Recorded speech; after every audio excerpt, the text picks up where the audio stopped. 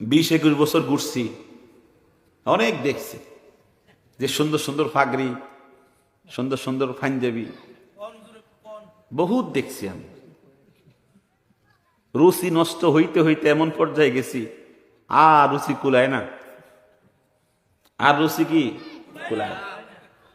আস্তাগফিরুল্লাহ। আলহামদুলিল্লাহ, আমি ছাত্র জীবন 4 বছর আমি কওমি অঙ্গনে পড়াশোনা করেছি। ওই 4 বছরের পুঁজি আমাকে ফিরে আনছে। আমি আসতে পারতাম না। ওই আমার যে ফাউন্ডেশন, ওই 4 বছরের চিত্রগুলো আমাকে কি করতো, কষ্ট দিত। আহারে, ওই অঙ্গনটা কেমন ছিল, আর আমি কোথায় আসছি, আল্লাহ কেমনে আমাকে এখানে ঘুরে নিয়ে আসছে। অনেক অপেক্ষায় ছিলাম কোন সময় একটু সুযোগ পাবো। আল্লাহ পাক সুযোগ করে দিয়েছেন। আমি কষ্ট পাইতাম। আমাকে বলতো আজানের আগে দরুদ সালাম পড়া যাবে কিনা, আমি বলতাম যে বেদাত। এবার পিছন থেকে ফতুয়া দিত, হুজুর ওয়াহাবি। হেতে গো হুজুর, মা কথা কো না, হুজুর তো হেতে গই, ও মা কয় ওয়াহাবি। আরেক জায়গায় গেছি, এই রেজবি আছে না, রেজবি, এরা বাহাস করবে আমার সাথে। হে কয় নবীজি হাজের নাজের, আমি কইছি না, নবীজি হাজের নাজের না, আমি হলাম বিপক্ষে, হেতে হলো হাজের নাজের পক্ষে। তোরে বাহাস করে হেতে হারাই দিছি।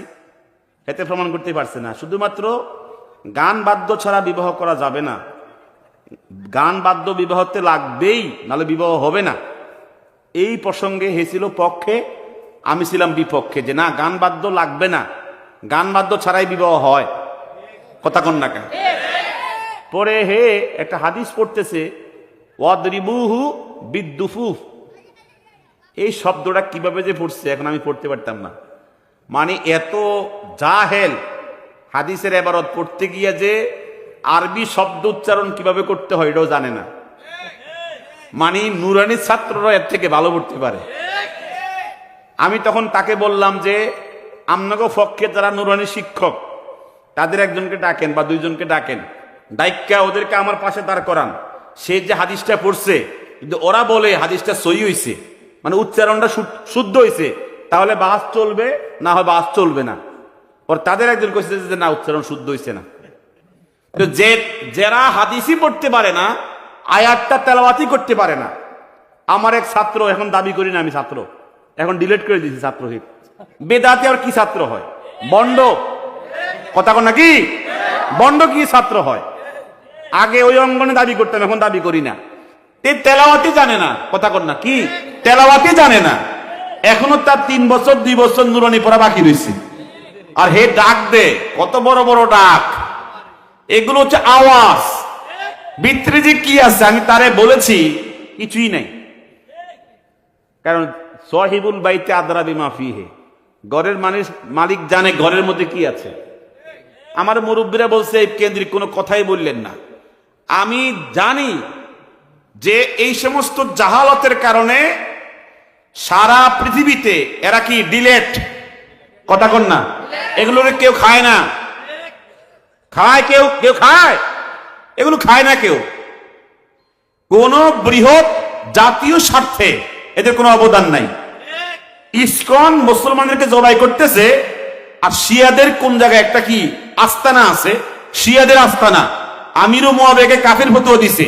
ওই যে কোন জায়গায়, কুড়িগ্রাম না কোন জায়গায়, হ্যাঁ, মুর্শিদপুর, ওখানে লং মার্চের ঘোষণা দিছে বন্ডরা। কথা কন না? এদিকে মুসলমানদেরকে জবাই করে, কোনো খবর নাই, কোনো বক্তব্য নাই, কোন রকমের কোনো আওয়াজ নাই। কারণ তারা আওয়ামী লীগের দালাল তো তারা। কথা কন না কা? আওয়ামী লীগ বেদার হয়ে যাবে।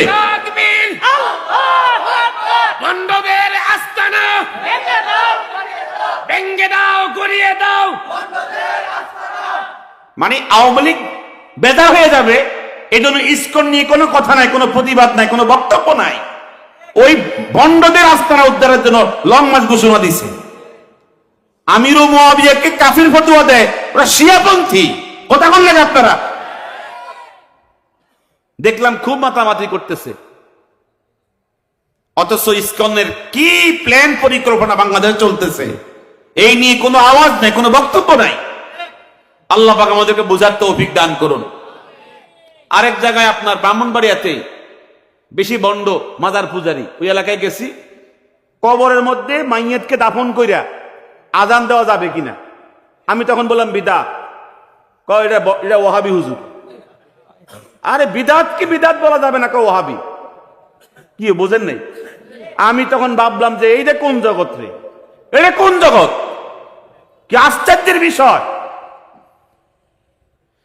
আমি কয়েক বছর আগে বললাম সকল ঈদের সেরা ঈদ, এটা ফাও কথা, কথা কন না, সকল ঈদের সেরা ঈদ এটা ফাও কথা বলছি।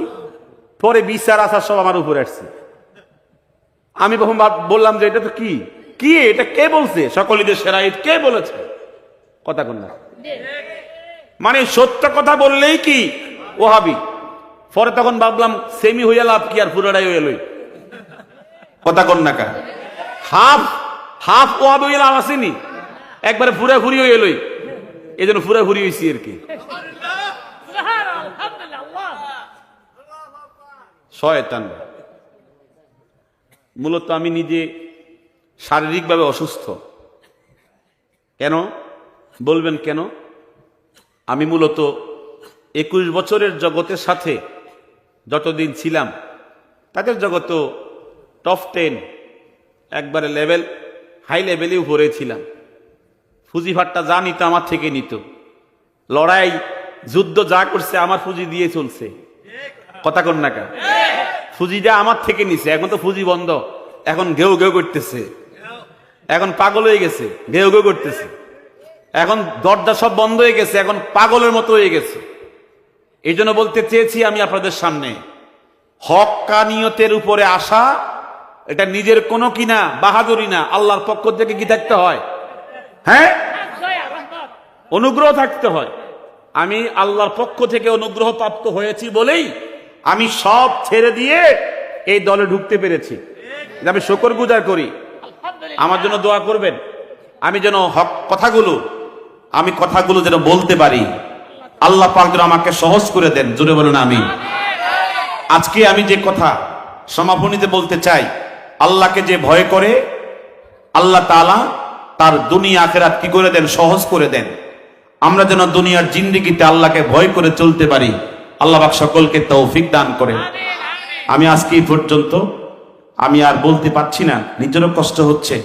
যারা কষ্ট করে এসেছেন আল্লাহ পাক আমাদের সকলকে দ্বীনের উপরে আল্লাহর হুকুম মোতাবেক, নবীর সুন্নাত তরিকা মোতাবেক জীবন যাপন করে আল্লাহর সন্তুষ্টি অর্জন করার তৌফিক দান করেন। আসসালামু আলাইকুম।